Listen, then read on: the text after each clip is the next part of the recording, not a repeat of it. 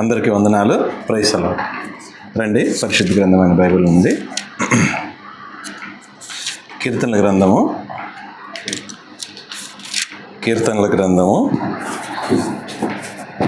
42వ కీర్తన. కీర్తనల గ్రంథము 42.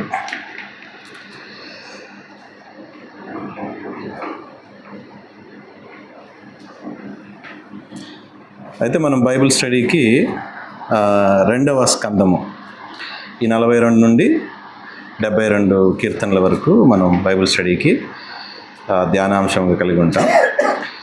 ఈ 2వ స్కందములో మనం ఇక్కడ కొన్ని ముఖ్యమైనటువంటి వాక్య భాగాలు చూసి ఈ 42ని ఈరోజు కంప్లీట్ చేయడానికి ప్రయత్నం చేద్దాం. మొత్తం 11 వాక్యాలు ఉన్నాయి. ఈ 11 వాక్యాల్లో ముఖ్యమైనటువంటి వాక్య భాగాలు చూసి క్లోజ్ చేస్తాం. రండి, 42వ కీర్తన మొదటి వాక్యము, మొదటి 2 వాక్యాలు చదువుతాం. 42 మొదటి 2 వాక్యాలు. దుప్పి నీటి వాగుల కొరకు ఆశపడినట్లు దేవా, నీ కొరకు నా ప్రాణము ఆశపడుచున్నది. నా ప్రాణము దేవుని కొరకు తృష్ణ కొరుచున్నది, జీవము గల దేవుని కొరకు తృష్ణ కొనుచున్నది. చాలండి. తర్వాత 6వ వాక్యం. నా దేవా, నా ప్రాణము నాలో కృంగి ఉన్నది, కావున యోర్ధాను ప్రదేశము నుండి, హెర్మోను పర్వతం నుండి, మీసారు కొండ నుండి నేను నిన్ను జ్ఞాపకము చేసుకొని చున్నాను. అలాగే 8వ వాక్యం. అయినను పగటి వేళ యెహోవా తన కృప నాజ్ఞాపించును, రాత్రి వేళ ఆయన కీర్తనయు నా జీవదాత అయిన దేవుని గుర్చియు నా ప్రార్థనయు నాకు తోడుగా ఉండును. చాలండి. ప్రేమగల తండ్రి, కృప కలిగిన దేవ, మహోన్నతుడా, సర్వాధికారి, నిత్యుడైన దేవ, కృపా సత్య సంపూర్ణుడైన దేవుడువు ప్రభు, ఈ రాత్రి వేళ నాయన సంఘముగా మేమందరం కూడా బెయేర్షెబాలో నాయన సజీవులుగా మీరు మమ్మల్ని జ్ఞాపకం చేసుకుని ప్రభు, బైబిల్ స్టడీ కొరకు ఈ సాయంకాల సమయంలో మమ్మలందరం నాయన ఆత్మపూర్ణులుగా మీ సన్నిధిలోనికి తోడుకొని వచ్చినందుకు మీ కృతజ్ఞతాస్తుతులు చెల్లించుకుంటున్నా. ఈ రీతిగా నా తండ్రి, మరి 2వ స్కందమైనటువంటి 42వ కీర్తన నుండి 72వ కీర్తన వరకు ప్రభు రాయబడినటువంటి కీర్తనలను మేము బైబిల్ స్టడీగా నాయన మరి కలిగి ఉండటానికి మీరు ఇచ్చినటువంటి తలంపు కొరకై ఆ ప్రకారముగా నాయన పరిశుద్ధాత్మ దేవుడు నాయన మా ఆత్మలకు నాయన మరి తోడయుండి అధ్యక్షత వహించి దేవుని యొక్క వాక్యములో ఉన్నటువంటి నాయన మరి లోతైనటువంటి అర్థములను, ఆత్మీయ అనువర్తనాలను మాకు బోధించినట్లుగా ఆ ప్రకారంగా నా తండ్రి మేము ప్రయాసపడి మా యొక్క జీవితాలలో, మా కుటుంబాల్లో ప్రభువా, మరి మేము రానున్నటువంటి దినాలు, నెలలు, సంవత్సరాలలో ఆ వాక్యము ప్రభువా నీరు కట్టబడి ఆ ప్రకారంగా నా తండ్రి దేవునికి ఇష్టలమై నడుచుకున్నట్లుగా, దేవుని యొక్క వాక్యానుసారమైనటువంటి జీవితం కలిగిన వారిగా అనేకులు ప్రభువా మేము మాదిరికరంగా ఉండినట్లుగా మాకు సహాయం చేయమని వేడుకొనుచు మమ్మల్ని మీ చేతులకు అప్పగించుకుంటూ మహిమ ఘనత ప్రభావాలు మీకు ఆరోపించుకుంటూ మా ప్రభువును రక్షకుడైన యేసుక్రీస్తు వారి పరిశుద్ధ నామంలో ప్రార్థించి అడిగి వేడుకుంటున్నాం తండ్రి, ఆమేన్. అయితే బైబిల్ స్టడీ గురించి గతంలో మనం ఒక మాట జ్ఞాపకం చేశాము. మనం అందరం బైబిల్ స్టడీ కలిగి ఉన్నప్పుడు ఈరోజు కూడా ఆ మాటను ఒకసారి జ్ఞాపకం చేసుకుంటే అదొక ప్రోత్సాహకరంగా ఉంటుంది అనేటువంటి అభిప్రాయంతో మరలా ఇంకొకసారి జ్ఞాపకం చేస్తున్నాను. ఏంటి ఆ మాట అంటే, బైబిల్ స్టడీ గురించి ఎవరైనా సరే ఒక మాటలో ఎవరైనా చెప్పగలుగుతారా అని స్పర్జన్ గారిని అడిగినప్పుడు చార్లెస్ స్పర్జన్ గారు ఇలా అన్నాడంట. So Bible study is as shallow as if an infant or child can swim deep inside అని చెప్పి అన్నాడంట. బైబిల్ స్టడీ అనేది కలిగి ఉండట ఎంత ముఖ్యమో, బైబిల్ స్టడీ యొక్క ప్రాముఖ్యత ఎంత అని చెప్పని స్పర్జన్ గారిని అడిగినప్పుడు ఒక పిల్లవాడు ఒక లోతైనటువంటి ఊబిలో తాగగలిగినంత అని సమాధానం ఇచ్చాడంట.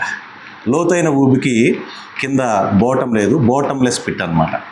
ఒక అడుగే లేనటువంటి లోతైన భాగంలో ఒక చంటి పిల్లవాడు తాగగలిగినంత అని బైబిల్ స్టడీ గురించి అన్నారు. ఇంకొక మాటలో చెప్పండి అన్నారంట సంఘం. అప్పుడు ఆయన అన్నాడంట, ఒక elephant can swim as much as it can అని చెప్పి అన్నాడంట. అదే లోతైన గుంటలో ఒక ఏనుగు ఈదగలిగినంత అని చెప్పి అన్నారంట. కాబట్టి ఈ రోజున బైబిల్ స్టడీ చేసేటప్పుడు బైబిల్ స్టడీలో ఉన్నటువంటి మనందరం కూడా జ్ఞాపకం చేసుకోవాల్సిన విషయం ఏంటంటే, బోధకుడు ఎవరు అంటే పరిశుద్ధాత్ముడు. ఏ రోజుకి కూడా మానవుడు కెనాట్ అవుట్ గ్రో స్క్రిప్చర్స్.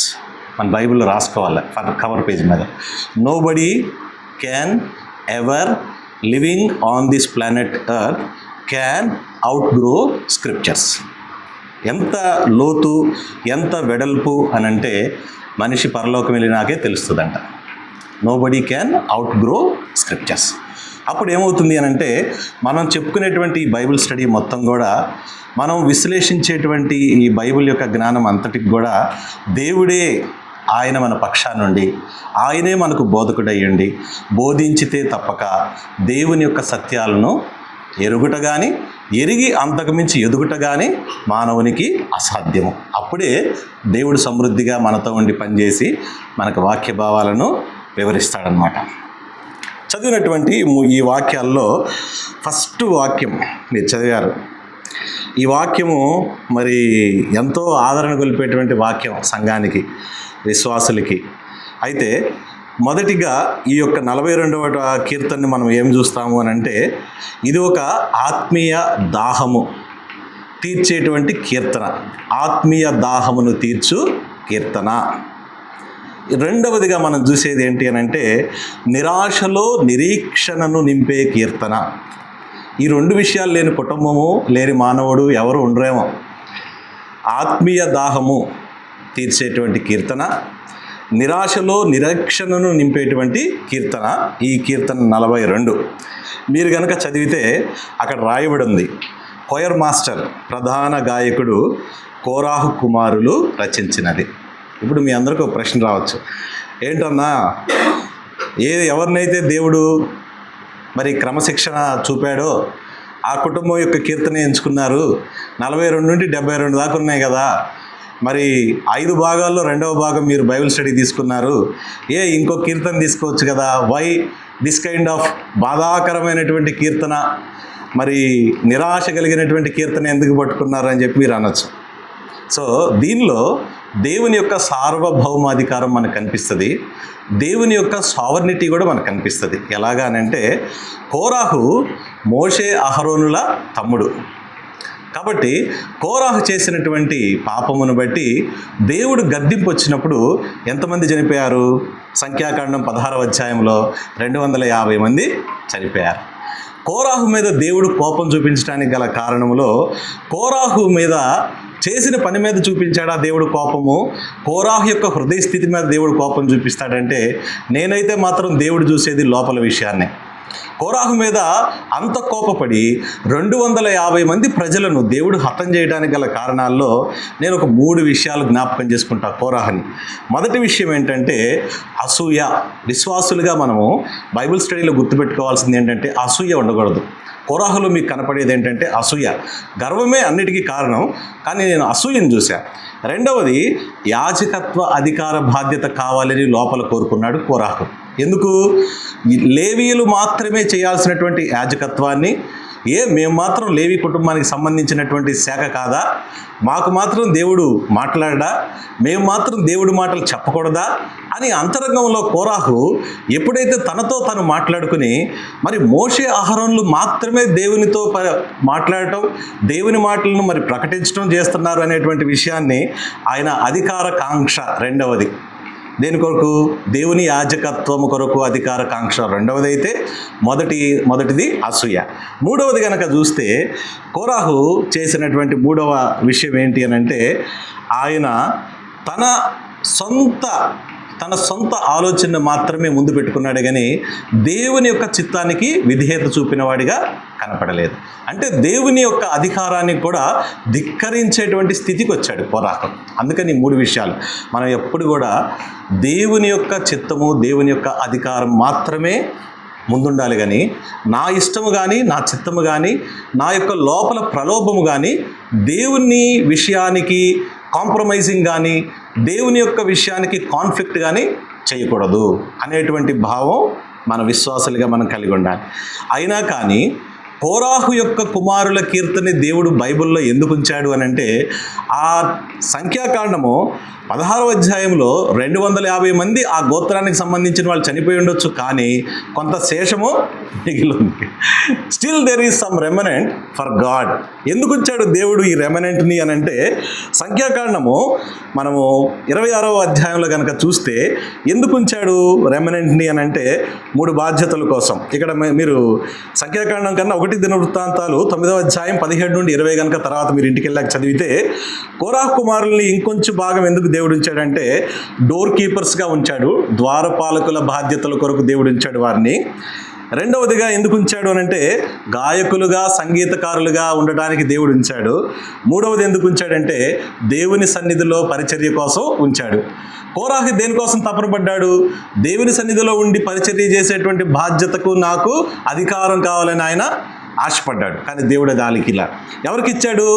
ఆయనకున్నటువంటి తదుపరి తరాల వాళ్ళకి దేవుడు ఈ 3 ఇచ్చాడు.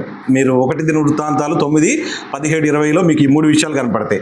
ఒకటి ద్వారపాలకులు, రెండవది గాయకులు సంగీతకారులు, మూడవది దేవుని సన్నిధిలో నిలిచి పరిచర్య చేసేటువంటి బాధ్యత కలిగిన వారిగా ఉంచాడు. కాబట్టి ఈ కీర్తనలో అలాంటి పరిస్థితుల్లో ఉన్నటువంటి ఒక కుటుంబం ఎలాంటి పరిస్థితుల్లో ఉన్నారు అని అంటే, వాళ్ళు ఎంతో క్లిష్టమైనటువంటి పరిస్థితుల్లో ఉన్నారు. ఏ క్లిష్టమైనటువంటి పరిస్థితులు అని అంటే గనక, ఈ కీర్తన రాసేటువంటి సమయానికి వారు చెరలో ఉన్నట్లుగా, పట్టబడినట్లుగా, శత్రువు వారిపై శోధన కలిగజేసేటువంటి పరిస్థితిలో, మానసికమైనటువంటి వేదన నిరాశలో ఉన్నటువంటి పరిస్థితుల మధ్య వాళ్ళు ఎంతో బాధను అనుభవిస్తున్నటువంటి సమయాల్లో ఈ కీర్తన రాసి ఉండొచ్చు అని చెప్పని కొంతమంది అంటారు.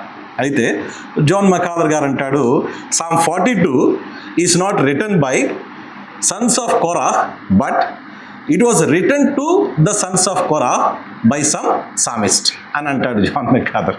ఇది కోరాహ్ రాసిన కీర్తన అని అక్కడ రాయబడింది, కానీ ఇది వాళ్ళ కోసం రాశారు. ఎప్పుడు వాళ్ళు బందీలుగా ఉన్నప్పుడు, చెరలో ఉన్నప్పుడు, శ్రమల్లో ఉన్నప్పుడు, నిరాశలో ఉన్నప్పుడు వాళ్ళకి వాళ్ళ కొరకు రాయబడినటువంటి కీర్తన అని చెప్పని జాన్ మెకాదర్ గారు ఒక దానిలో రాయటం అనేది జరిగింది. అయితే ఇక్కడ కనుక మనం నేపథ్యం చూస్తే మనకు శ్రమ కనిపించింది. కాబట్టి ఈ శ్రమ అనే దాన్ని కనుక మనం మొదటిగా చూస్తే, ఈ కీర్తనలో ఉన్నటువంటి 5 స్కందాలలో మొదటి స్కందంలో మనం నేర్చుకునేటువంటి పాఠం ఏంటి అని అంటే, శ్రమ నుండి అధికారంలోనికి తీసుకెళ్లేటువంటి కీర్తనలు. 1 నుండి 41 కీర్తనలు శ్రమల్లో నుండి అధికారంలోనికి తీసుకెళ్లేటువంటి కీర్తనలుగా ఉంటాయి.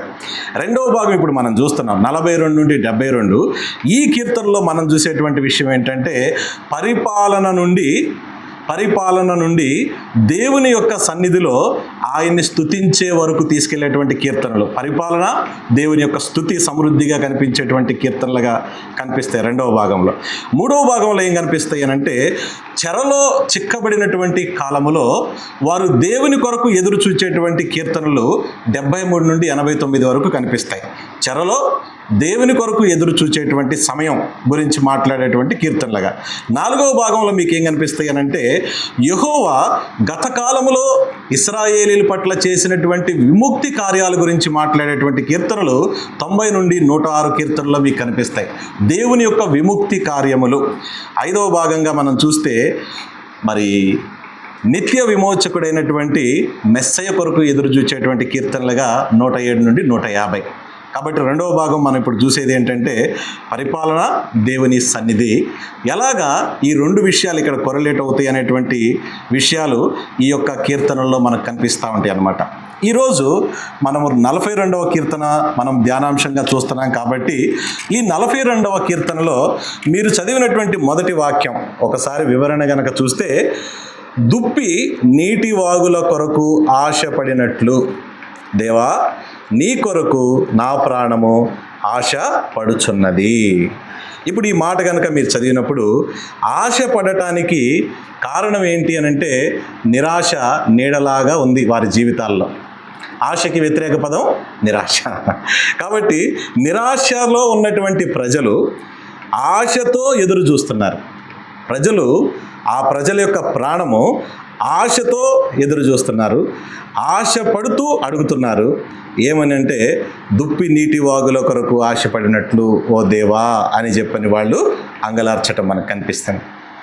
అయితే ఇక్కడ మనం గమనించాల్సిన విషయం ఏంటంటే 3 విషయాలు ఇక్కడ మనం జ్ఞాపకం చేసుకుందాం. ప్రాక్టికల్గా ఈ మొదటి వాక్యాన్ని కనుక చూస్తే ఒక ప్రయాణికుడి యొక్క స్థితి ఎడారిలో ఎలా ఉంటుంది అని అంటే, ఎండల మధ్య మండిపోయేటువంటి సూర్యుని క్రింద ఎడారిలో చిక్కుకున్నటువంటి ఒక ప్రయాణికుడు ఎవరి గురించైనా మీరు ఆలోచిస్తే, ఆ ప్రయాణికుడు దేని మీద ఆశ పెట్టుకుంటాడు? డబ్బులు దొరికినాయి ఎడారిలో, చాలా కట్టలు పక్కనే పడి ఉన్నాయి, గొట్టలే ఉన్నాయి, బ్యాగ్ లేదు. కాకపోతే నువ్వైతే ఏం చేస్తావు రత్నాకర్? చొక్కా తీసేసి మండుతున్న ఎండలోనైనా సరే ముందు చొక్కాలో మూట కట్టు. నేనైతే అదే చేస్తా, చొక్కా ముందు ఇప్పేస్తా, చుట్టూ చూసుకుంటా, అవసరమైతే ప్యాంటు కూడా తీసేసుకుంటా. ఎవరు లేరు కదా, బాధ ఏముంది? ప్యాంటు నిండా చొక్కా నిండా పెట్టుకుంటా. ఇంకా ఏదన్నా అవసరమైతే నోట్లో పెట్టుకోవటం, చెవుల్లో పెట్టుకోవటం చేసి బరువు కదలలేక పైకి దేవుని వైపు చూసి, ప్రభువా ఒకే ఒక అవకాశం, ఇంత గొప్ప అవకాశం పానీయద్దు, నువ్వు ఇచ్చినయే ఈ డబ్బులు తీసుకెళ్ళాలి ఎట్లయినా సరే, ఎడారిలో నాకు త్రోవ చూపు. ఇదే నా ప్రార్థన అయి ఉండేదేమో. ఎడారిలో డబ్బు దొరికి డబ్బు కొరకు మనం ఎదురు చూసినా దాన్ని తీసుకెళ్లే పరిస్థితి కాదు. ఎడారిలో మన ఒకే ఒక అవసరం ఏంటి అని అంటే, ఏముంది ఎడారిలో ఒకే ఒక అవసరం? నీరు, దప్పిక. ఇప్పుడు ఏబిసిడీలు కనిపించినప్పుడు డి అనే ఆప్షన్లో నీరు మాత్రమే ఉంది. మన ఆప్షన్ ఏమవుతుంది? నీరు మాత్రమే. సరే, నీరు తాగారు. నీరు తాగిన తర్వాత నెక్స్ట్ మన మనసులోకి జ్ఞప్తికి వచ్చేటువంటి విషయం ఏంటి అని అంటే, ఎడారిలో నుంచి మీరు ఎక్కడికి వెళ్ళాలనుకుంటున్నారు? మీ గమ్యానికో గురికో చేరాలి. ఎలా చేరాలి? అక్కడికి చేరి చచ్చిపోతారా, లేకపోతే అక్కడికి సజీవంగా ఉండి చేరాలనుకుంటారా? బ్రతికి అక్కడికి గురికి చేరాలి. కాబట్టి ఈ రోజున ఆత్మకు దేవుని యొక్క సన్నిధి గనక తోడై లేకపోతే పాఠం ఏంటంటే, ఎడారిలో మనకి డబ్బో, విలువగల రాళ్ళో, బంగారమో దొరికి దేవుని సన్నిధిని పోగొట్టుకున్న స్థితి ఎలాంటిదో, అలాగే ఒక విశ్వాసిగా సంఘములో దేవుని సన్నిధి ఆత్మకు తోడై లేకపోతే ఆ యొక్క ఆత్మ ఎడారిలో ఉన్న స్థితి వంటిదే అనేటువంటిది జ్ఞాపకం చేసుకోవాలి. రెండో విషయం ఏంటంటే, ఒక పసిబిడ్డ తల్లి కోసం వెదికే ఒక పసిబిడ్డ. రెండవ ప్రాక్టికల్ ఎగ్జాంపుల్ ఇది కూడా ఒకసారి ఆలోచించండి. ఒక పెద్ద గుంపు తిరునాళ జరుగుతుంది. ఆ తిరునాళ్ళలో ఒక పసిబిడ్డ తప్పిపోయాడు. ఇప్పుడు పసిబిడ్డ ఆక్రందన చెంది తల్లి కొరకు, తల్లి కూడా పసిబిడ్డను పోగొట్టుకున్నటువంటి ఆక్రందనతో ఇద్దరూ వెతుకులాడతారు. ఇప్పుడు పసిపిల్లకి క్యాడ్బరీస్ చాక్లెట్, లేకపోతే పసిపిల్లకి ఏదైనా సరే ఒక ఇచ్చి వాళ్ళని ఏడుపు మాన్పించి, పర్లేదులే తల్లి పోతే పోయింది, చాక్లెట్ దొరికిందిగా, నువ్వు ఏడుపు మాన్పు అంటే పిల్లవాడు ఉంటాడా? ఉండడు. ఇప్పుడు పిల్లవాడికి కావాల్సింది ఏంటి అని అంటే, పిల్లవాడికి ఏం కావాలి? తల్లి కావాలి, తల్లి యొక్క ఆదరణ కావాలి. ఈ రోజున తల్లి యొక్క ప్రేమ కూడా కావాలి. పిల్లవాడు ఎదురు చూస్తుంది ఫిజికల్గా ఉన్న తల్లిలో ప్రేమ కోసం, ఆదరణ కోసం, ఆప్యాయత కోసం, సెక్యూరిటీ కోసం, నా అనేటువంటి పొసెషన్.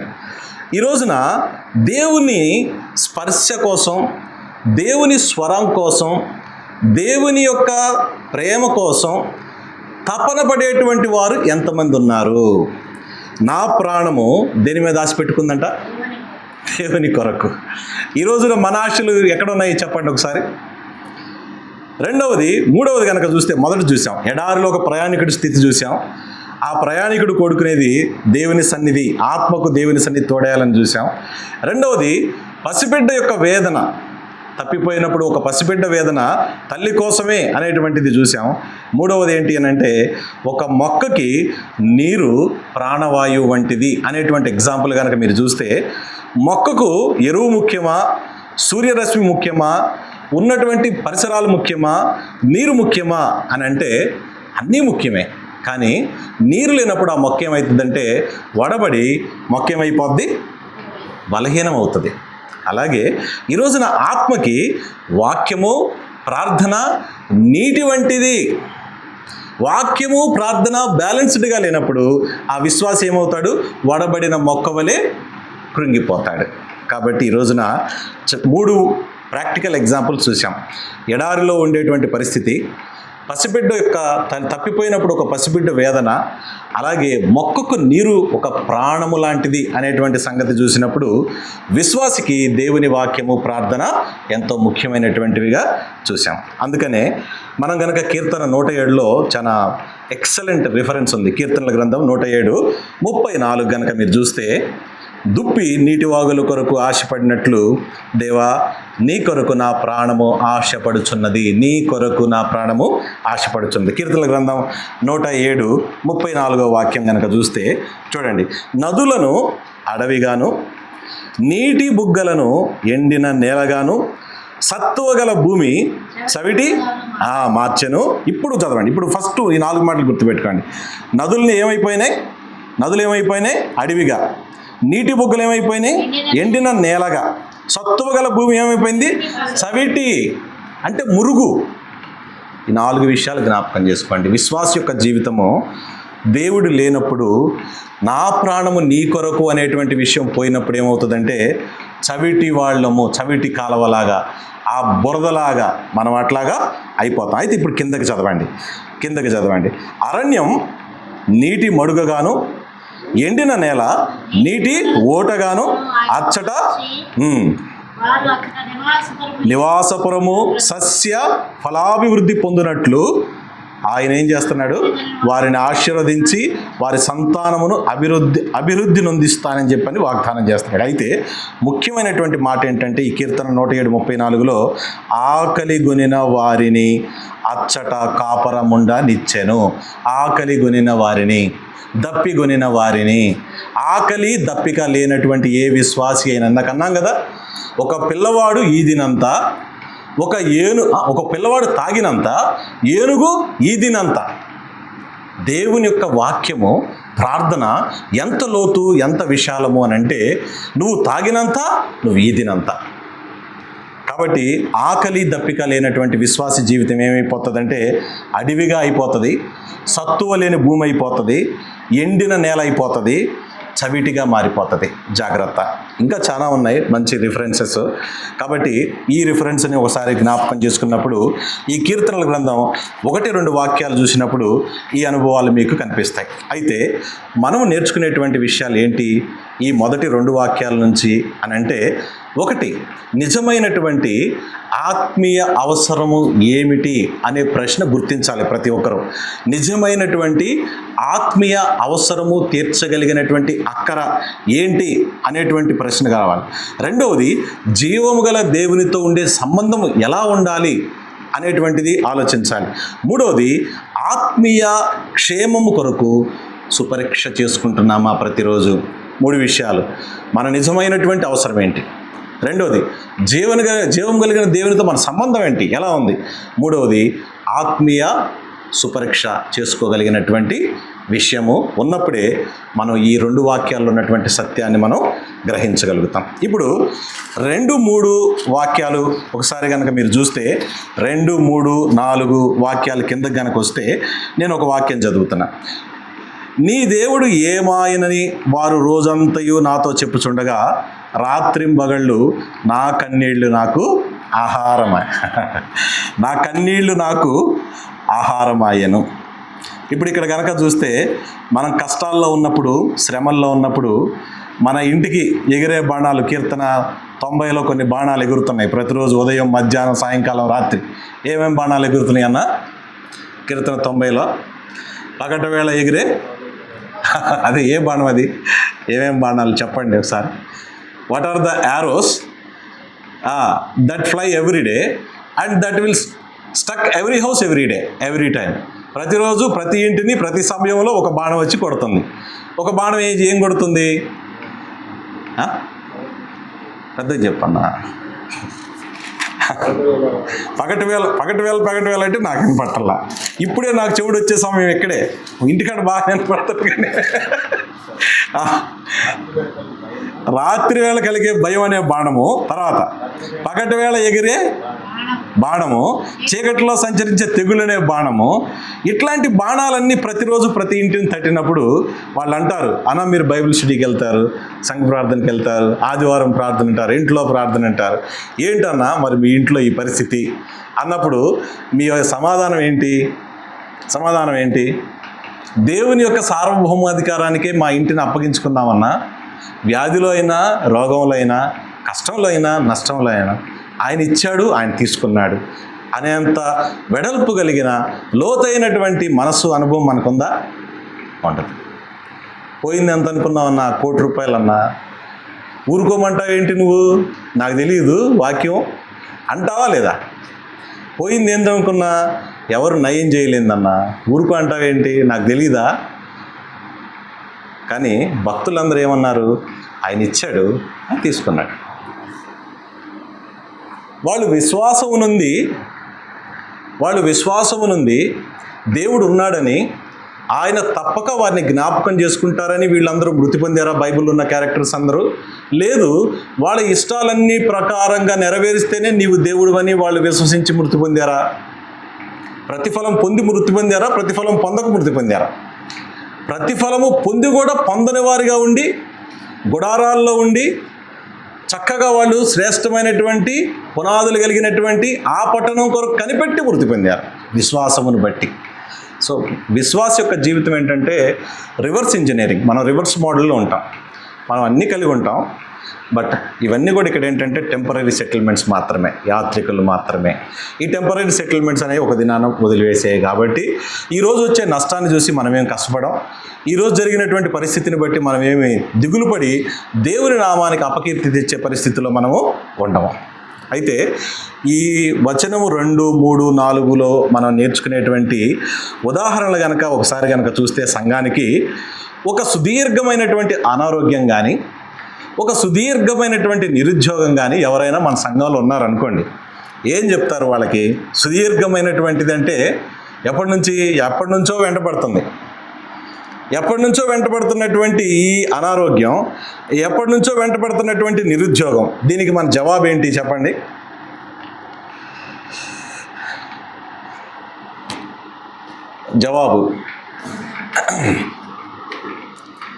జవాబు ఏంటి అని అంటే, వాగ్దానం చేసిన దేవుడు నమ్మదగినవాడు. ఆయన ఏ వాగ్దానం చేసినా అది క్రీస్తు యేసునందు అవును అన్నట్టే. నిరుద్యోగానికైనా అవునే, అనారోగ్యానికైనా అవునే, పెళ్లి కాని బ్యాచులర్ అయినా అవునే, మ్యారీడ్ బ్యాచులర్ అయినా అవునే. పెళ్లి కాని బ్యాచులర్కి మ్యారీడ్ బ్యాచులర్కి తేడా తెలుసా రత్నాకర్? తెలీదా? సరే, కాబట్టి దేనికైనా అవునే.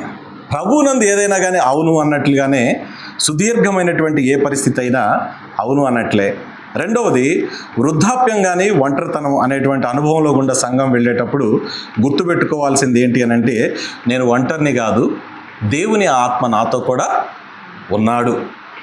ఆయన నాతో ఉండి నా ఆత్మకు సంచకరువుగా నా విమోచన దినం వరకు నేను ఒంటరి వాడిని కాదు. ఎందుకంటే వృద్ధాప్యం, ఒంటరితనం మనుషుల్ని ఏం చేస్తుంది అని అంటే, నీ దేవుడేమాయను అనే పరిస్థితికి తీసుకొచ్చేటువంటి విషయం. తండ్రి ఒక్కడే ఉన్నాడండి, భార్య చనిపోయింది, పిల్లలు ఎక్కడో అమెరికాలో ఉన్నారు, యూరోప్ కాంటినెంట్లో ఉన్నారు, ఇతను ఒక్కడే ఉన్నాడు. అరే, ఎంతో కష్టపడి పిల్లల్ని చదివించాడే, ఎంతో కష్టపడి ఉద్యోగం చేసి రిటైర్డ్ అయ్యాడే, ఎంతో కష్టపడి లక్షలు కోట్లు ఖర్చు పెట్టాడే పిల్లలకి. అరే, తండ్రి ఒక్కడనే వదిలిపెట్టి పిల్లలందరూ ఎక్కడెక్కడో చెదిరిపోయారు. అరే, ఈయన పరిస్థితి చూస్తుంటే పక్కింటి నైబర్కి అప్పుడప్పుడు ఆశ్చర్యం వేస్తుంది. నిద్రలేని రాత్రులు ఎన్ని ఉంటున్నాయి ఈ తండ్రికి. ఎన్నిసార్లు ఇతను ఈ ఒంటరితనంతో నిద్రపట్టక, సరైనటువంటి మరి ఆహారం తినక ఎట్లా ఉన్నాడు ఈయన పరిస్థితి చూస్తుంటే, అరే మీ ఉద్యోగాలు మానేసి ఇంటికి వచ్చి తండ్రిని చూసుకోండి అని పక్కింటోడు అంటున్నాడు. కానీ మరి అలాంటి పరిస్థితుల్లో మన పరిస్థితి ఏంటి?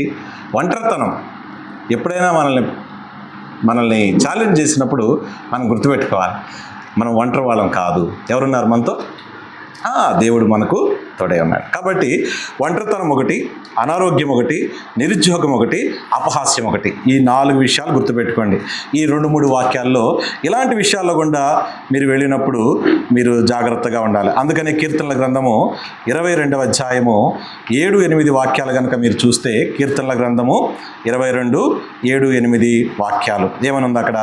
నన్ను చూచువారందరూ నన్ను అపహసించుచున్నారు, యెహోవా మీద తన భారము మోపిన వారిని ఆయన విడిపించునేమో అని వారు తలలు ఆడించుచున్నారు. సో సిలువపై ఉన్నటువంటి ప్రభు పరిస్థితి కనుక మీరు చూస్తే వాళ్ళందరూ తలలాడిస్తున్నారు. నీవు గనక మెస్సయ్యవైతే, నీవు గనక దేవుని కుమారుడు అయితే నిన్ను నీవు రక్షించుకొనలేవా? ఇక మనిషి మన పరిస్థితి ఏంటండి? నిందలు ఒక లెక్కేనా? మనకి అపహాస్యం ఒక లెక్కేనా? అనారోగ్యం ఒక లెక్కేనా? ఒంటరితనం ఒక లెక్కేనా? సృష్టికర్త అయిన దేవుడు వేలాడుతుంటే ఆయన సృష్టించిన ప్రజలు ఆయన్ని చూసి తలలోగిస్తూ ఆయన చూసి చేసిన హేళన చూస్తే నీ దేవుడు ఏమాయను అనేటువంటి మాట అక్కడ జ్ఞాపకం చేసుకుంటే ఎప్పుడు మనం సిగ్గుపడం, ఎప్పుడు మనం తలదించుకోం, ఎప్పుడు కూడా చచ్చిపోయే చివరి. ఇప్పుడు నరుని యొక్క నాసికారంధ్రములో ఉన్న ఊపిరి యెహోవా యొక్క శ్వాసము. నరుని నాసికారంధ్రాల్లో ఉన్న ఊపిరి యెహోవా యొక్క శ్వాసము. ఆ శ్వాసము ఉన్నంతకాలం ఈ ఊపిరి ఉంటుంది. ఈ ఊపిరి ఉన్నంతకాలం బ్రతికేటువంటి జీవితం దేవునికే అనేటువంటి సమర్పణ కలిగి ఉండాలన్నమాట. అందుకనే విలాప వాక్యాలు 1వ అధ్యాయము 7వ వాక్యం కనుక మనం చూస్తే, విలాప వాక్యాలు 1వ అధ్యాయము 7వ వాక్యము, శ్రమలో ఉన్నప్పుడు దేవుని యొక్క ఆశీర్వాదాన్ని జ్ఞాపకం చేసుకోవాలి. ఏంటి అదేనంటే, సమస్తమైన ఇంపైన వస్తువులను జ్ఞాపకము చేసుకొనుచున్నది అనే మాట కనిపిస్తుంది. విలాపవాక్యాలు 1:7. యెరూషలేము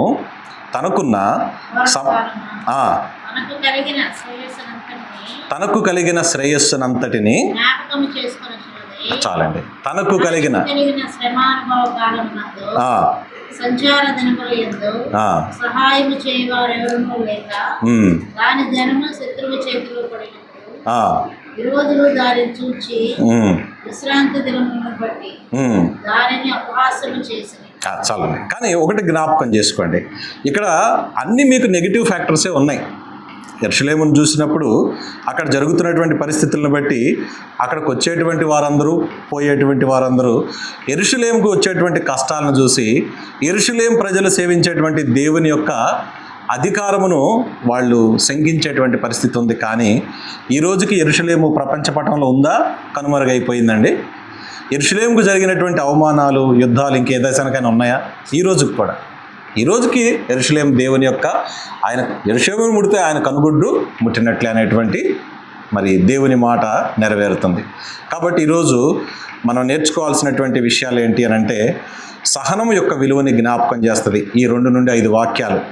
రెండవది, సాతాను కలిగి చేసేటువంటి అపనమ్మకాన్ని మనం గుర్తుపెట్టుకోవాలి.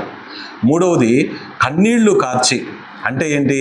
దేవా నీవేమయ్యావు అనేటువంటి కన్నీళ్లు కార్చొద్దండి. కన్నీళ్ళు ఎప్పుడు కార్వాలి? అవసరతను బట్టి. అక్కర యొక్క అర్జెన్సీ పెరిగినప్పుడు ప్రభువా అనేటువంటి కన్నీరు ఉండాలే కానీ ప్రభువా నీవేమయ్యావు అనే కన్నీరు మాత్రం కార్చకూడదు. రెండోది ఏంటి? సాతాను కలిగి చేసే అపనమ్మకానికి దూరంగా ఉండాలి. మూడోది ఏంటి? సహనం యొక్క విలువేంటో మనం తెలుసుకోవాలి. నాలుగోది, దేవుని యొక్క కార్యాలు మన పట్ల జరిగించినటువంటి పూర్వకాలం కానీ ఇప్పుడు కానీ జరగబోయేటువంటిని కానీ జ్ఞాపకం చేసుకోవాలి. ఇప్పుడు 2 విషయాలు చూశారు. మొదటి వాక్యంలో కొన్ని అనుభవాలు చూసాం.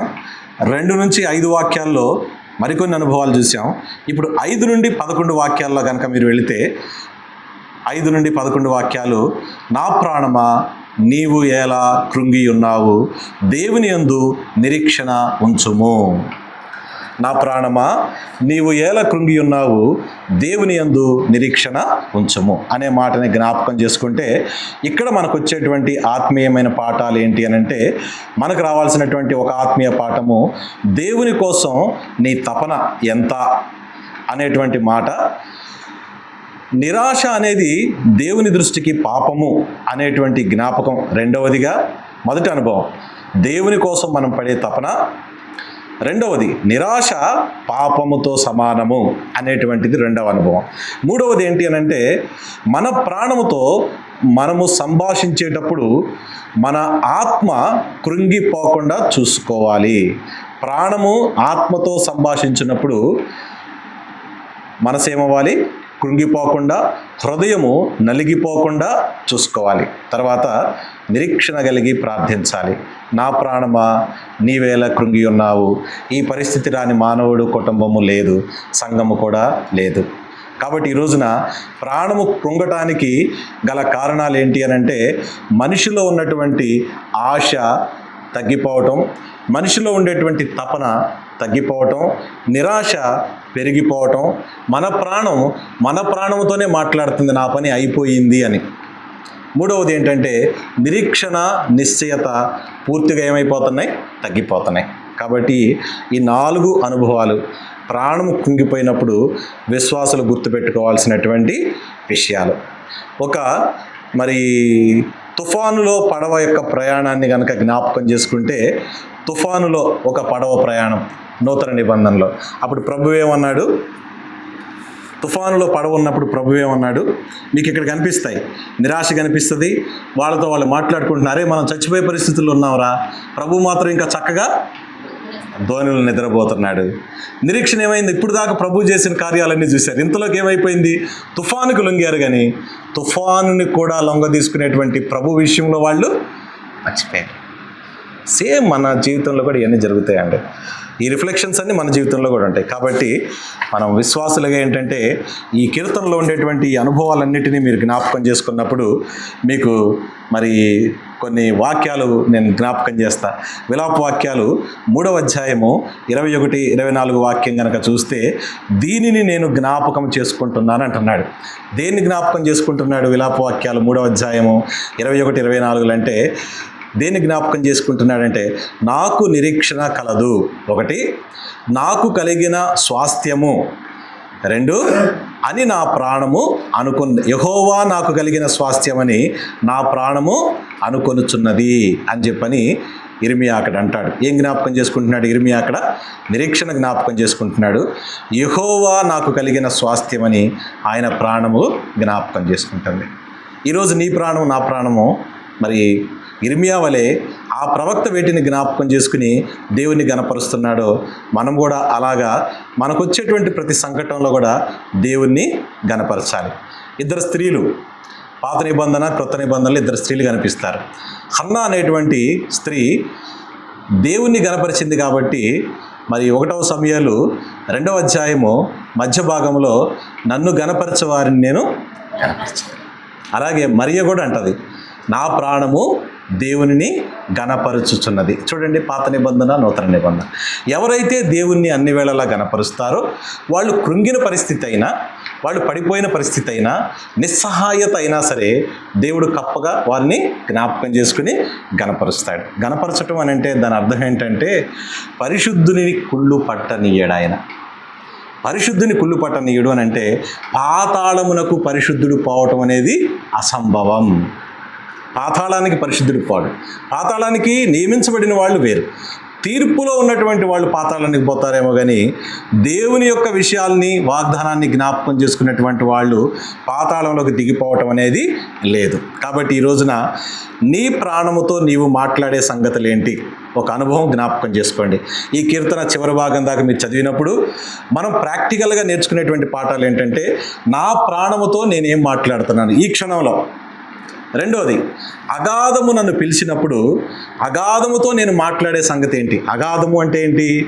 లోతు లేనటువంటిది, అంటే ఇక కింద బాటం లేనటువంటిది. లోతైనది కింద ఏది కూడా బాటం లేని అగాధము నాతో మాట్లాడినప్పుడు, అగాధం అంటే కష్టాలు కావచ్చు, శ్రమలు కావచ్చు, శోధనలు కావచ్చు, ఏదైనా సరే లోతైనటువంటి విషయాలు, దేవుని కృపను ఛాలెంజ్ చేసేటువంటి ఏదైనా ఒక అగాధం నీతో మాట్లాడితే నువ్వు అగాధముతో ఏం మాట్లాడతావు?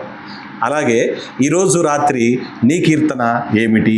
నీ కీర్తన ఏంటి ఈరోజు దేవుని స్తుతించడానికి? ఏ కీర్తనతో ఈరోజు నువ్వు దేవుని స్తుతించడానికి హృదయపూర్వకంగా సిద్ధంగా ఉన్నావు అనేటువంటి 3వ అనుభవం. మొదటిది, నీ ప్రాణం నీతో మాట్లాడుతున్న సంగతి. అగాధము నేను పిలిచినప్పుడు నువ్వు మాట్లాడే సంగతి. ఈ రాత్రి నీ కీర్తన ఏమిటి? 3వది, నీ నిరీక్షణకు ఆధారము ఏమిటి? ఈ 4 విషయాలు జ్ఞాపకం చేసుకోవాలి. జ్ఞాపకం చేసుకున్నప్పుడు మనకు వచ్చే ప్రశ్న ఏంటంటే, మొదటి ప్రశ్న, దుప్పి నీటి కోసం ఆశపడినట్లు మీరు దేవుని సన్నిధి కొరకు ఎప్పుడైనా పరితపించారా? ఒక ప్రశ్న బైబిల్ స్టడీకి ఈరోజు రాత్రి వెళ్ళి మీరు ఆలోచించండి. దుప్పి నీటి కోసం ఆశపడినట్లు మీరు దేవుని సన్నిధి కోసం ఎప్పుడైనా పరితపించారా? అప్పుడు మీకు కలిగిన అనుభవం ఏమిటి? ఒక ప్రశ్న. 2వది ఏంటంటే, మీ చుట్టుపక్కల వారు లేదా మీ పరిస్థితులను బట్టి ఎప్పుడైనా సరే మిమ్మల్ని ప్రశ్నించారా? ఏమని? మీ దేవుడు ఏమాయను అనే పరిస్థితి మీకు ఎప్పుడైనా వచ్చిందా? వచ్చినప్పుడు దానికి దేవుడిచ్చిన జవాబు ఏంటి? మీరు ఆ చుట్టుపక్కల ఉన్న ప్రజలతో మీరు చెప్పిన జవాబు ఏంటి? మొదటి ప్రశ్న ఏంటి? దుప్పి నీటి కొరకు ఆశపడినట్లు మీరు ఎప్పుడైనా పరితపించారా? రెండో ప్రశ్న ఏంటి? మీ ఇరుగు పొరుగు వారు మీ దేవుడు ఏమాయననే పరిస్థితి మీకు వచ్చిందా? వస్తే దానికి దేవుడి సమాధానం ఏంటి? మీరు చెప్పినది ఏంటి? మూడవది ఏంటంటే, మీ మానసిక ఒత్తిడి నిరాశలో ఉన్నప్పుడు 5వ వచనం వలె మీ ప్రాణానికి మీరు చెప్పుకోవాల్సిన మాటలు ఏమిటి? మీ ప్రాణంతో మీరు చెప్పిన మాటలు 3వ ప్రశ్న 5వ వచనం ప్రకారంగా. 4వ ప్రశ్న ఏంటంటే, గతంలో దేవుడు మీ జీవితంలో చేసిన కార్యాలను గుర్తు చేసుకున్నప్పుడు మీ కీర్తన ఏమిటి?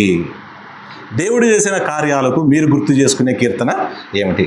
నీకు ఇష్టమైన పాట ఏంటన్నా పీటర్ అన్న? నీ కీర్తన ఏంటి అంటే, చాలామంది డెత్ బెడ్ మీద ఉన్నప్పుడు లతా మంగేష్కర్ అంటే మరి చాలామంది తెలిసి ఉండదు మన హెబ్రోన్లో. తెలియదులేండి, మనం వార్తలు చదవం, యూట్యూబ్ చూడడం, మనకు పెద్దగా తెలియదు. ఎవరో చెప్పుకుంటుంటే వీని తెలుసుకోవటమే కానీ కాదులే మేడం. అంటే హెబ్రోన్ అంటే లత మాకు తెలియదండి. వాళ్ళు మాకు ఉండవండి మా సంఘంలో. భలే పనే, సంఘంలో ఉంటాం కదండి, మనుషులుగా మన సమాజంలో జరుగుతున్న సంఘంలో వినపడతాయి, కనపడతాయి. తెలుసు అంటే తెలుసు, తప్పేం లేదు. తెలియదు అంటే తెలియదు కదా. ఆమంట దేనికోసం ఎదురు చూసిందో తెలుసా? డెత్ బెడ్ మీద నర్సు ఎప్పుడు వస్తుందా? మార్నింగ్ 7కి డ్యూటీకి వస్తుంది. ఆమె రాత్రి అంతా నిద్రపోదు లతా మంగేష్కర్. ఉదయం 7 గంటల కోసం, ఆ 7 గంటలకు ఆ తలుపు సౌండ్ వచ్చినప్పుడు ఆ నర్సు కోసం ఆమె ఆశ పెట్టుకుంది. లతా మంగేష్కర్కి ఏం తక్కువ అండి? బయటకు వస్తే ఎన్ని రోల్స్ రాయిస్లు ఉన్నాయి, ఇంటికి వెళ్తే ఎన్ని బంగ్లాలు ఉన్నాయి, బయటకు వస్తే ఎంత ప్రెస్టేజ్ ఉంది. ఆమె చివరి దినాల్లో ఆమె ఆశ ఎవరి మీద పెట్టుకుంది? ఒక కేర్ టేకర్ మీద ఆశ పెట్టుకుంది. కాబట్టి మన విశ్వాసులు కూడా డెత్ బెడ్ మీద ఉన్నప్పుడు ఇష్టమైన పాట పాడించుకునే వాళ్ళు ఎవరు ఉంటారు? వాళ్ళకి అన్న పలానా అతన్ని పిలిచి పాట పాడించాడు. ఇష్టంగా వాక్యం చెప్పేవాళ్ళు చాలామంది పిలిచి వాక్యం చెప్పించుకుంటారు డెత్ బెడ్ మీద. నాకు ఆ బ్రదర్ కావాలి, let that brother come and let him speak some Bible అని చెప్పని పిలుచుకుంటారు. అది మనిషి ప్రాణం ఖరీదెంత అని అంటే, ఒకరి కోసం ఎదురు చూచి ఏదన్నా ఒక పాట పాడించుకొని కొద్దిగా వాక్యం చెప్పించుకొని విశ్వాసులైతే. అదే లతా మంగేష్కర్ అయితే మనిషి కోసం ఎదురు చూస్తుంది. ఆమె వైద్యం కోసం ఎదురు చూడట్లా, ఆమె బ్రతుకుతానని మెడిసిన్ కోసం ఎదురు చూడట్లా, ఆమె ఇంకా బ్రతికి ఆయుష్తో ఉంటామని ఎదురు చూడట్లా. కొద్దిసేపు ఆమె వచ్చి ఆమెతో కూర్చుంటే ఆ వచ్చే ఆదరణ, ఆమె చూపే ప్రేమ, ఆమెకి కనెక్ట్ అయినటువంటి దాని ఇంటర్నల్ వాల్యూస్ కోసం చూస్తున్నారనమాట. కాబట్టి ఈ రోజున విశ్వాసులకి సందేశం ఏంటంటే, పరిస్థితులు మారకపోయినా మన దేవుడు మార్పు లేని వాడు అనమాట. దేవుడికి మార్పు లేదు. ఆయన ఎప్పుడు నిన్న నేడు రేపు ఏకరీతిగా ఉంటాడు. ఈ కీర్తన 42 మనకి ఇచ్చే సందేశం ఏంటంటే, దేవుని కోసము ఆత్మీయ దాహము కలిగినటువంటి సంఘంగా మనం ఉండాలి. రెండోది, మన సంఘానికి కానీ వ్యక్తిగతంగా కానీ నిరాశ మన తలుపు తట్టినప్పుడు నిరాశలో నిరీక్షణను మనం ఎక్కువగా కనపరచాలి. చదవండి కీర్తన 42 మొదటి వాక్యము. దుప్పి నీటి వాగుల కొరకు ఆశపడినట్లు దేవా నీ కొరకు నా ప్రాణము ఆశపడుచున్నది. చాలండి.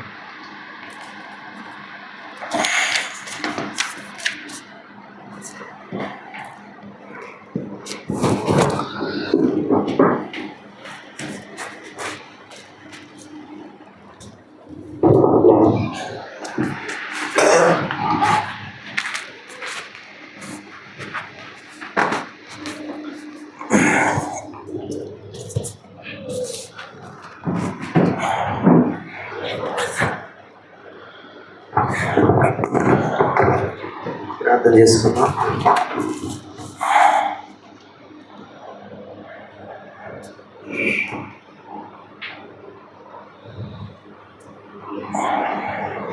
ప్రేంగల తండ్రి, పరిశుద్ధమైన దేవ, సింహాసనం మీద ఆసీనుడమై ఉండి ప్రభువా మా మధ్యలో ఉండడానికి మాలో ఉండడానికి, మాతో ఉండడానికి ఇష్టపడ్డవాడా వందనాలు. 7 సువర్ణ దీపస్తంభముల మధ్య సంచరించుతున్నటువంటి దేవుడవు తండ్రి, ఈ సాయంకాలం ముడి దాసుల ద్వారా బైబిల్ స్టడీ కొరకై కీర్తన గ్రంథము 42వ అధ్యాయములో ఉన్నటువంటి విషయాలను, మాటలను, ఆలోచింపవలసిన వాటి గురించి మాట్లాడుతూ వచ్చారు. దేవా, కోరహు నా ప్రభువా తాను దేవుని యొక్క ఉగ్రత అనుభవిస్తూ వచ్చాడు. తాను తనకు ఇవ్వని దాని కొరకు అసూయపడుతూ వచ్చాడు. దేవుడు ఇవ్వని దాని కొరకు అసూయతో ప్రభు యొక్క అధికారాన్ని ఎదిరించి దేవా సణికి దేవా దేవుని ఉగ్రత గురైనట్లుగా చూస్తున్నా, శపించబడినట్లుగా చూస్తున్నా. అయితే తన యొక్క బిడ్డలు బ్రతికినారు. దేవా, వారు రాసినటువంటి కీర్తన దేవ తండ్రి తన జీవితాన్ని ప్రభా దుఃఖితో పోల్చుకుంటూ వచ్చినాడు. నాయన తన యొక్క ప్రాణము దేవా ఎంతగా తల్లడిల్లిపోతా ఉందో రాస్తూ వచ్చినాడు. నీ దేవుడు ఏమాయను అని ప్రజలు ప్రశ్నించినప్పుడు దేవా మాటలు తట్టుకోలేకపోయాడు, కృంగిపోయాడు.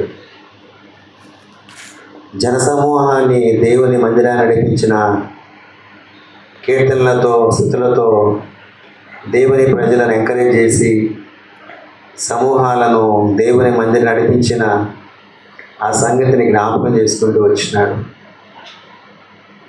ఈ కృంగిపోయిన పరిస్థితిలో, ఈ నిరాశలో, ఈ నిస్పృహలో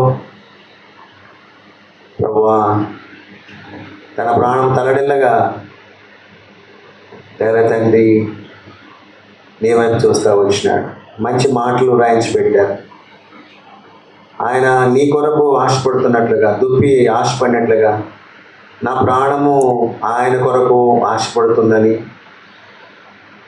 ఆయన కొరకు తృష్ణకొని ఉన్నదని, దేవుని సన్నిధికి ఎప్పుడు వచ్చేదనా, దేవుని సన్నిధిలో ఎప్పుడు కనబడేదనా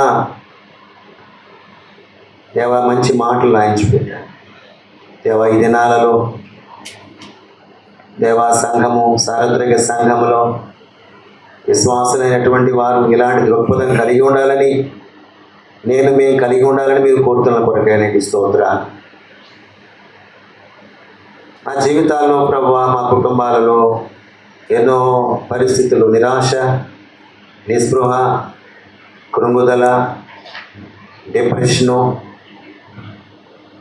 శత్రువు తీసుకుని వచ్చేటువంటి అనుమానములు, అవిశ్వాసములు, సందేహములు, వీటన్నిటి మధ్యలో ప్రభువా మేము కృంగిపోయిన పరిస్థితులు అనేకములు.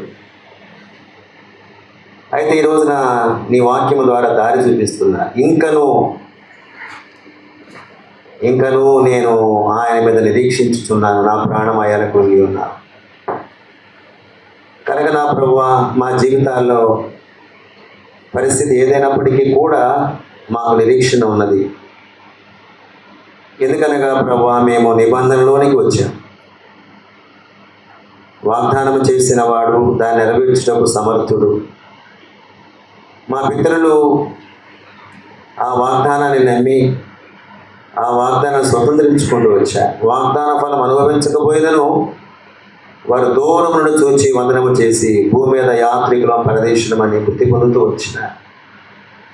అందుకనే దేవుడు వారి దేవుడు అనిపించుకొని సిగ్గుపడలేదని వాక్యం చెప్తాం. కనుక నా ప్రభువా మా జీవితాల్లో నిత్యము మేము నీ మీద ఆశపడేవాళ్ళని, నీ సన్నిధి ఆశపడేవాళ్ళని, ఎప్పుడు దేవుని దగ్గరికి రావాలి అనే తృష్ణ ప్రతి విశ్వాసికి దయచేయి. సీజనల్ భక్తి నుంచి మమ్మల్ని కాపాడు. నామకార్థ భక్తి నుంచి మమ్మల్ని కాపాడు. ఆపద ముక్కుల నుంచి మమ్మల్ని కాపాడు. నిత్యము నిరంతరము ప్రభువా నీ సన్నిధిలో కనబడాలని, నీ సన్నిధిని అపేక్షించాలని నా తండ్రి నీ వైపే చూడాలని చెప్పబడే మాటల్ని బట్టి మాకు వందన. కనుక మాలో విశ్వాసాన్ని అభివృద్ధి పొందించుము, మాలో నిరీక్షణ అధికము చేయము. మరింత ఎక్కువగా నీ మీద తృష్ణ కొనిగి, ప్రేమ కలిగి, ఇష్టము కలిగి, ఆశ కలిగి, ఆసక్తి కలిగి, ఆసక్తి విషయంలో మాందిలో కాక ఆత్మీయంలో తీవ్రత గలవారే ప్రభువును సేవించినట్లుగా మమ్మల్ని దీవించు. నీ పరిచయం దీవించు. సంఘానికి వచ్చే ప్రతి బిడ్డని కూడా జ్ఞాపకం చేసుకో. దేవా కనికరపు రత్నబాబు ఫ్యామిలీని దీవించు. ఈ దాస శామ్యుల్ ఆనంద్ గారికి సంపూర్ణ స్వస్థత శీఘ్రముగా దయచే. ఉద్యోగ బాధ్యతల్లో ఓర్పోపిక దయచే. సుజాత గారికి ఆరోగ్యం అధికము చేయము, నెమ్మది దయచే. కుమార్తెకు బెటర్ జాబ్ అనుగ్రహించు, ఆరోగ్యం నుంచి. ఐజాక్ మంచి భవిష్యత్తు ఏది నిర్ణయించి ఉన్నారో ఆ భవిష్యత్తులోనికి నడిపించు. వీళ్ళ కొరకు ప్రార్థిస్తున్నాను. బెటర్ జాబ్ దయచే, శాలరీ ఇచ్చే. తన భార్య బిడ్డలు దీవించు. రత్నాకర్ దేవా తనకు కూడా జాబ్ దయచేయము. బలహీనంగా ఉన్నాడు, స్వస్థపరచము. చెల్లి ఇంటర్మీడియట్ ఎగ్జామ్స్ రాస్తుండగా జ్ఞానము జ్ఞాపకం దయచే. భరతను బట్టి స్తోత్రములు. తన ఉద్యోగబాతులు తోడుగా ఉండము. తన పరిచయం కూడా దీవించుము. దానికి ఆరోగ్యం దయచేయము. మంజరి బీటెక్ చేస్తూ ఉంది. సౌమ్య ఇంటర్మీడియట్ ఎగ్జామ్స్ ప్రిపేర్ అవుతూ ఉంది. మంచి మార్కులతో పాస్ సాధించి. రాజలక్ష్మి గారి కొరకు, తన కుటుంబం కొరకు, ప్రవీణ్ కొరకు, శ్రీనివాస్ ఆయన భార్య కుటుంబం కొరకు, సురేష్ కుటుంబం కొరకు, రమేష్ ఆయన భార్య కొరకు, ప్రదీప్ ఉషా కొరకు, తండ్రి శ్యామ్, ప్రభా, ఉమా బిళ్ళ కొరకు, మరియమ్మ కొరకు, శారమ్మ కొరకు, మార్తమ్మ కొరకు, శారమ్మ కుమార్తె సుఖమైన ప్రసవం కొరకు, ఈ విధముగా నా ప్రభా ప్రతి వ్యక్తిని కూడా దర్శించు. నీ సన్నిధిని ప్రేమించేవారిగా వారి లోతైన కార్యక్రమించు. వారి కార్యక్రమాలు దీవించు. సండే స్కూల్ మినిస్ట్రీ దీవించు. ఉచితమైతే యూత్ మీటింగ్ స్టార్ట్ చేసుకోవడానికి సహాయపడు. 10 మంది యూత్ను మాకు దయచే. మందిరంలో చక్కటి పాటలు పాడేవారిని, వాద్యం వాయించేవారు మాకు దయచే. రాబో దినములలో ప్రభావ బేక్షబా ద్వారా ఏ పరిచయం జరిగించాలని మీరు ఇష్టపడుతున్నారో ఆ పరిచయం జరిగించడానికి మాకు ప్రోత్సాహం. మీ సంకల్పం ఏమైనదో ఆ సంకల్పం నెరవేర్చుకోవాల్సిందిగా కోరుతున్నాను. దేవా ఈరోజు బ్లెస్సీ జోసెఫ్ మ్యారేజ్ డే రోజు నాయన పరీక్షను జతపరుస్తూ వచ్చారు. ఈ సంవత్సరాన్నింటిలో వారిని కాపాడుతూ వచ్చారు. ఇచ్చిన కుమార్తె నిశీని బట్టి, కుమారుడు ఎలైజను బట్టి స్తుతిస్తున్నాం. బిడ్డలకు ఇచ్చిన క్షేమస్థితిని బట్టి మీకు వందనాలు. వారు హైదరాబాద్ ఉన్నారు, జ్ఞాపకం చేసుకొని బ్లెస్సీకి మంచి జాబ్ అనుగ్రహించు. నిర్ణయించిన మీ జాబ్ దయచే. ఐజాక్ నాయన మ్యారేజ్ కోసం ప్రార్థిస్తున్నాను. ప్రభా కెనడాలో జర్నీ కోసం ప్రార్థన చేస్తున్నాను. నన్ను కూడా జ్ఞాపకం చేసుకోండి. ఫీబీని కూడా జ్ఞాపకం చేసుకొని మంచి ఆరోగ్యం దయచేయండి. ఈ కృపలో వర్ధన చేయము, సహాయపడు. మేము తిరిగి వెళ్ళి కానీ సన్నిధి మాతో ఉంచున్నాం. వందనములు కృతజ్ఞతాస్తుతులు చెల్లించుకోవచ్చు. యేసుక్రీస్తు పరిశుద్ధనామమున ప్రార్థించి నుంచి పెట్టుకున్నాం తండ్రి. మన తండ్రి దేవుని ప్రేమ, ప్రభు యేసుక్రీస్తు కృప, పరిశుద్ధాత్మ గాని ప్రేమ సహవాసం మనకు సదాకాలం ఉండగాక. Praise lord. శనివారం నాడు మనకు మార్నింగ్ ప్రార్థన ఉంది 9 గంటలకు ఉపవాస ప్రార్థన. తిరిగి ఆదివారం 9:30కి ఆరాధనకి ప్రార్థించింది. తీసేయండి.